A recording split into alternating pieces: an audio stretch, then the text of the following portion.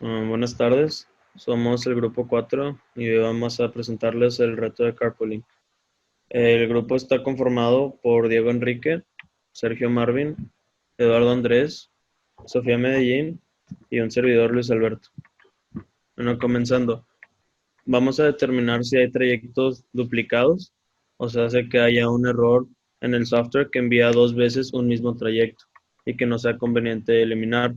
Como podemos ver en la tabla de Carpool Tracking, perdón, se filtraron todos los datos para quedar con el Track ID 1 y de ahí se eliminaron los datos de latitud y longitud que estuvieran repetidos, dejándonos con 61 datos en total. Y por otro lado, en la tabla de Carpool Simple no había ninguna repetición de datos registrada. También utilizamos filtros para saber la cantidad exacta de carros y autobuses que existen.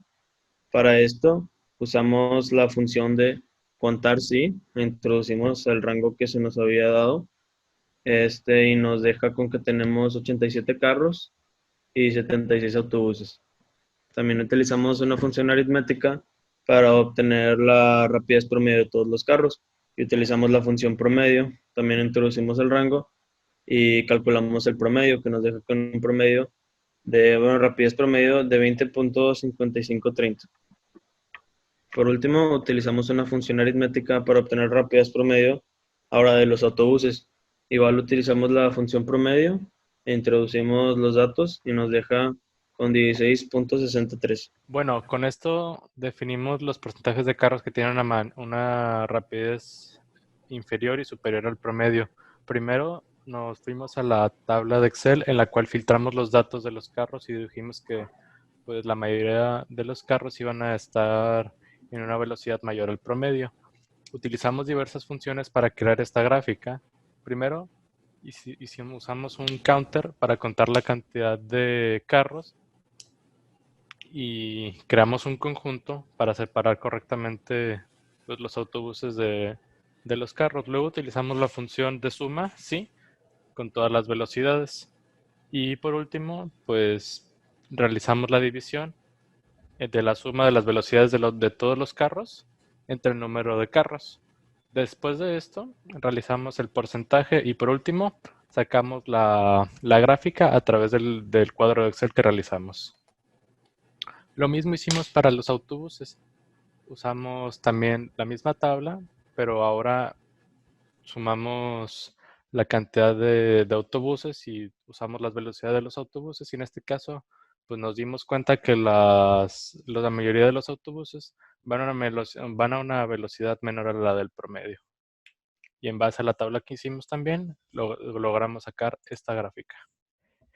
Ya con todos estos datos generamos una gráfica en la que comparamos la rapidez promedio de los carros y de los autobuses. Como ven, la rapidez promedio de los carros es mayor a la de los autobuses. Luego se nos solicitó utilizar operaciones aritméticas para obtener la rapidez promedio de cada auto y autobús. Y después checar que coincida con lo que habíamos sacado antes. Primero, para la operación aritmética de los autos, tuvimos que sacar la distancia promedio de estos y después el tiempo promedio.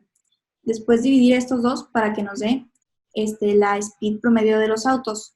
Se utilizó el mismo método para sacar la speed promedio de los autobuses. Al comprobarlas, nos dimos cuenta que estas no eran iguales, pero tiene sentido, ya que al sacar la speed promedio de la distancia y después del tiempo y de ahí hacer la operación, no sería lo mismo que si utilizamos todos los datos completos. Después se nos solicitó definir qué porcentajes de autos enfrentaban un nivel de tráfico alto, medio y bajo, y representar esto en una gráfica. Para esto tuvimos que utilizar el filtro y contar si conjunto para definir qué carros tenían un nivel de tráfico 3, 2 o 1. A partir de esto pudimos sacar un promedio, dividiendo esto sobre 100 y dando opción promedio.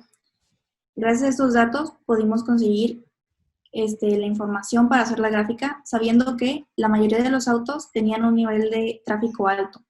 Después siguiendo con el medio y por último solo uno que tenía nivel bajo. Después de esto se nos pidió lo mismo para los autobuses, donde realizamos el mismo proceso, utilizando contar si conjunto para contar los autobuses que tuvieran nivel de tráfico 3, 2 y 1, donde los datos eran similares aunque no iguales, donde la mayor cantidad de autobuses tenía un nivel de tráfico alto, siguiendo por un medio y siguiendo por un bajo, aunque en estos dos eran casi iguales. Utilizamos la condicional if para obtener el número de carros que enfrentamos en un alto nivel de tráfico durante un día lluvioso. Así que filtramos con esa función if el número de carros, que en este caso sería 1, y el tipo de clima. Entonces calculamos que el número de carros se presenta en un tráfico alto son 44, el número de carros que lo presentan en días lluviosos son 4 y el número de carros que lo presentan en días soleados es 32. Utilizamos la siguiente función para definir la línea de autobuses, que es la más llena.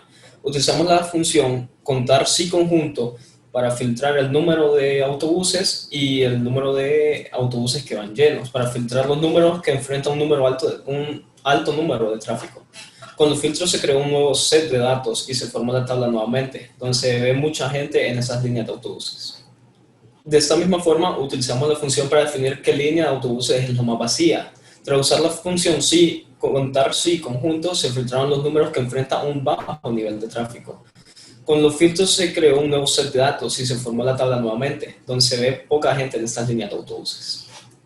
En esta pregunta se nos está pidiendo calcular con operaciones aritméticas el desplazamiento de distintos carros.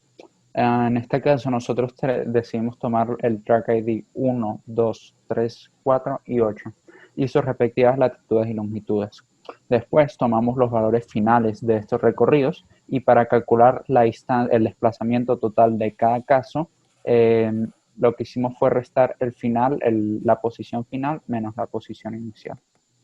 Después nos pregunta, ¿cuál carro tiene el mayor desplazamiento? Bueno, para hacer esta operación lo que hicimos fue tomar el valor del desplazamiento total y de la longitud y de la latitud en total. Hicimos una operación para calcular la distancia como si fueran puntos en el plano cartesiano, o sea, a al cuadrado más b al cuadrado igual a c al cuadrado. Entonces, con esos valores nos da que el carro que tiene un mayor desplazamiento es el 2. Y por el contrario, el carro que tiene un menor desplazamiento de estos casos fue el track ID número 8. Por último, nos pregunta qué consideramos nosotros que es más valioso, la distancia o el desplazamiento. Y bueno, nosotros como grupo consideramos que por el tipo de datos que se está tomando, en este caso latitud y longitud, el desplazamiento es un valor mucho más importante que la distancia. Debemos recordar que el desplazamiento toma en cuenta los vectores, o sea, tiene una dirección a la que está yendo esa distancia. Entonces, cuando nosotros graficamos los puntos en un mapa, son distancias muy cortas, pero con una dirección exacta. Entonces, por esa razón, consideramos que el desplazamiento es más importante. Para realizar los siguientes mapas que se muestran a continuación, utilizamos la aplicación de la página de Google Maps. En esa página nos fuimos a opciones, a tus lugares, mapas y creamos un mapa. Para crear un mapa ocupamos usar la aplicación Excel con los diferentes datos de latitud y longitud que sacamos del mismo Excel, de la tabla de Carpool Tracking, utilizando los siguientes track ID, que fue el del ejemplo, que fueron 37.962, el track ID, y después de los carros que elegimos nosotros, que fue el track ID 3, el track ID 4 y el track ID 8. De esto, aquí podemos observar los recorridos de cada uno. Para poder realizar los mapas, tuvimos que filtrar la información de cada track ID y meterla en un diferente Excel para después subirla a Google Maps y poder sacar el mapa con los diferentes puntos. Bueno, por último decidimos tomar todos los datos y ponerlos de una manera más organizada. En esta tabla podemos ver las distintas columnas que se utilizaron para la tabla Carpool simple. En este registro de datos podemos ver la media, que es el promedio en general, la mediana, que es el número que más veces se repite, la moda, que es el número del medio, la desviación estándar, que considera un desvío de los datos desde la media, después la variancia que que resta todos los valores del promedio y se pone al cuadrado. Tenemos el rango, que es la diferencia entre el valor más alto y el valor más bajo de la serie de datos. El máximo, que es el valor máximo de los datos cogidos.